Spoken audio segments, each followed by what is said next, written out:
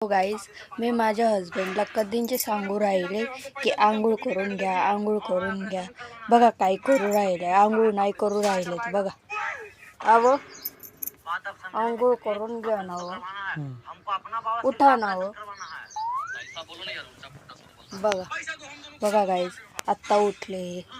हे यांना तर आहे ना काही वाटतच नाही. मग अहो उठू राहिले का? आता आंघोळ करून घ्या ना हो. बघा बघा मग